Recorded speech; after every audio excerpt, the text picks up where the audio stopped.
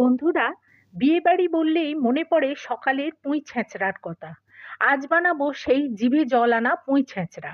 একটা বড় কাতলা মাছের মাথা টুকরো করে কেটে নুন হলুদ মাখিয়ে ভেজে নিতে হবে। ওই তেলে ৫ ফোড়ন আর ২টো শুকনো লঙ্কা ফোড়ন দিয়ে ৭-৮ কোয়া মতো থেঁতো করা রসুন দিতে হবে। সুন্দর গন্ধ বেরোলে একটা বড় পেঁয়াজ কুচি দিয়ে ৩-৪ মিনিট ভেজে দিতে হবে টুকরো করে কাটা আলু, বেগুন, কুমড়ো আর মূলো।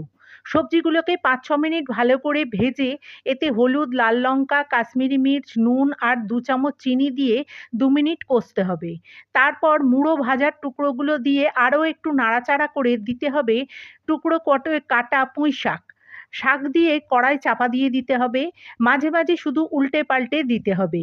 ক্রমে শাক আর সবজি থেকে জল বেরিয়ে সবকিছু সিদ্ধ হয়ে যাবে। কোনো জল দিতে হবে না। এবার জল টেনে গেলে নামিয়ে নিন পুঁই ছ্যাঁচড়া।